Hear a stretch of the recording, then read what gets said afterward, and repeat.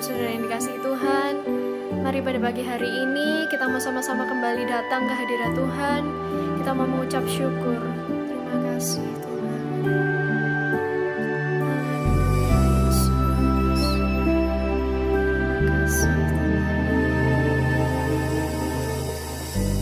Ku hidup karena anugerah-Mu.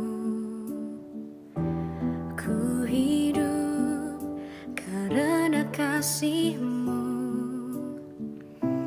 Kaulah sumber kehidupanku.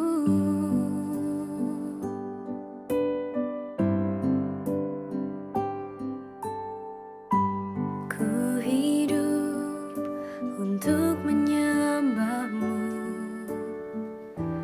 Ku hidup untuk menyenangkan-Mu.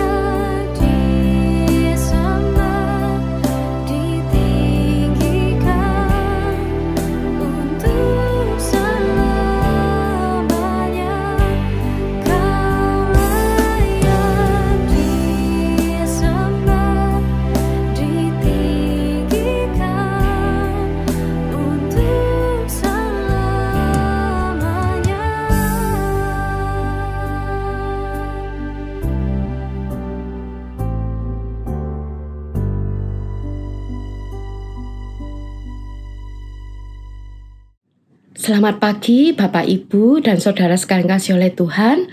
Kita berjumpa kembali dalam kasih karunia Tuhan kita Yesus Kristus.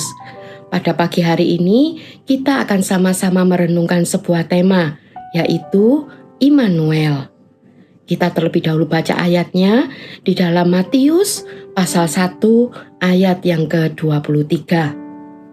Sesungguhnya anak dara itu akan mengandung dan melahirkan seorang anak laki-laki, dan mereka akan menamakan dia Immanuel, yang berarti Allah menyertai kita.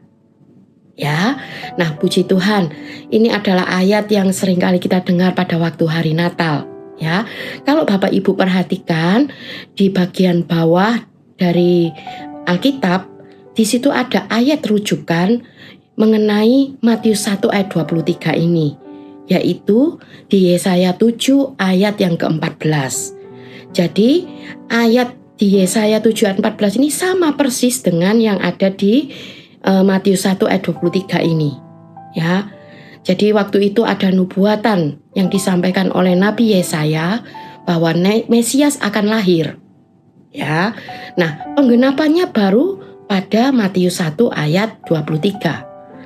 Nah, apakah Bapak Ibu tahu bahwa rentang waktu dari Yesaya 7 ayat 14 sampai Matius 1 ayat 23 itu rentang waktunya itu jauh sekali, yaitu 700 tahun. 700 tahun. Tapi akhirnya nubuatan itu, firman Tuhan itu digenapi.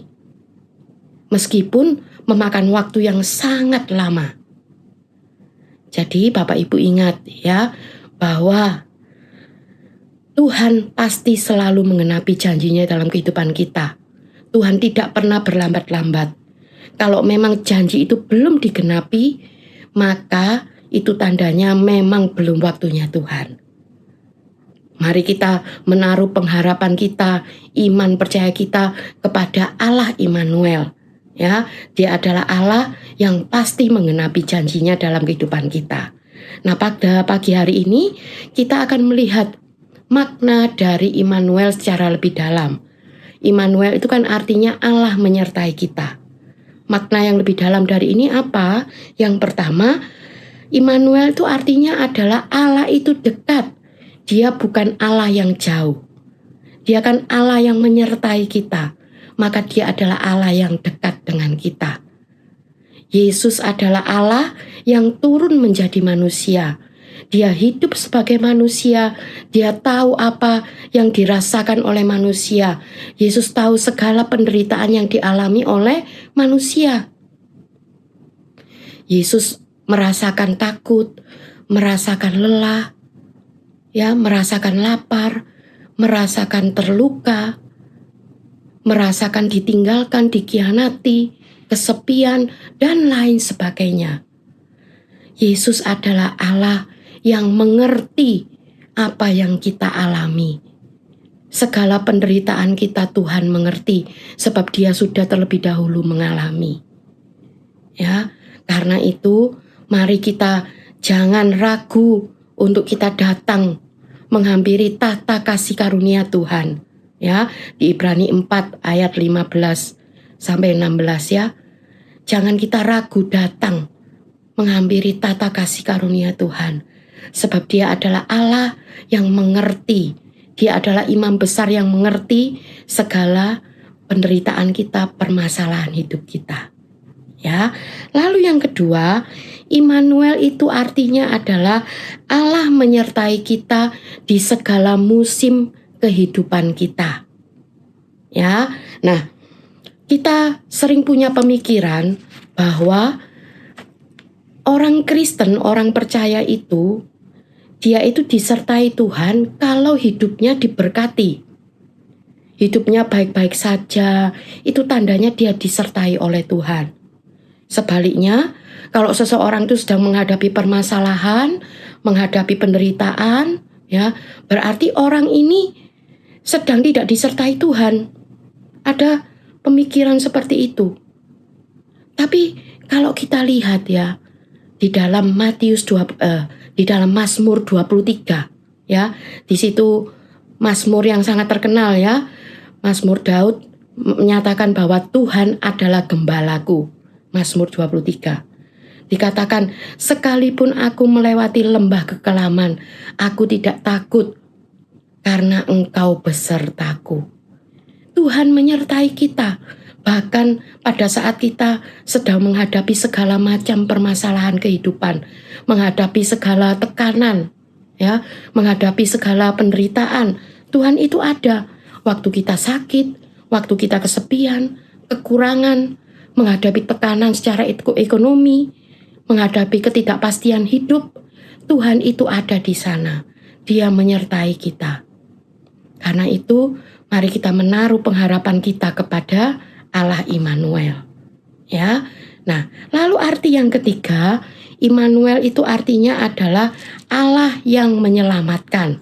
Ya, kalau kita lihat di dalam Matius 1 ayat 21, ya, dikatakan bahwa Ia akan melahirkan anak laki-laki dan engkau akan menamakan dia Yesus, karena dialah yang akan menyelamatkan umatnya dari dosa mereka. Ya, Immanuel itu artinya bahwa Tuhan itu akan menyelamatkan kita dari dosa kita. Ya, ketika kita percaya kepada Tuhan, ya, kita bertobat, kita diselamatkan, ya, beroleh keselamatan. Tapi setelah itu, dalam perjalanan kehidupan kita tetap perlu Allah Immanuel itu. Karena apa? Kita ini masih manusia yang tidak sempurna. Kita belum sempurna. Yesuslah yang akan membawa kita kepada kesempurnaan itu. Ya, jadi kita tetap perlu Allah Immanuel itu menyertai kita. Supaya apa? Supaya kita terus berjalan di dalam kebenarannya, ya, melangkah di dalam pimpinannya. Supaya apa? Kita mencapai kesempurnaan dan tiba saatnya nanti kita berada di kekekalan yang mulia bersama dengan Tuhan kita. Ya, jadi dari firman Tuhan pada pagi hari ini kita tahu bahwa Immanuel itu artinya bahwa Allah itu adalah Allah yang dekat dengan kita. Dia juga adalah Allah yang menyertai kita di segala musim kehidupan kita. Dan Dia adalah Allah yang sanggup untuk menyelamatkan hidup kita. Karena itu, mari kita percayakan seluruh hidup kita kepadanya. Kita mau bersekutu, ya. Allah akan menyertai kita. Kita juga mau bersekutu dengan Allah kita. Maka di hari Natal ini Tuhan pasti akan menyatakan berkat-berkat-Nya dalam kehidupan kita, terang kasih-Nya nyata dalam kehidupan kita. Tuhan Yesus memberkati. Mari kita berdoa. Tuhan Allah Bapa kami mengucap syukur untuk hari Natal yang boleh kami rayakan Tuhan. Engkau adalah Allah Immanuel, Allah yang menyertai dalam kehidupan kita. Mari Tuhan, Engkau terus nyatakan kehendak dan rencana-Mu dalam kehidupan kami. Kami mau turut segala pimpinan-Mu dalam kehidupan kami Tuhan. Terima kasih Tuhan, terima kasih. Kami serahkan segalanya ke dalam tangan-Mu. Kami yakin dan percaya Tuhan sudah menyertai dan memberkati kami semua. Di dalam nama Tuhan Yesus Kristus, haleluya, amin.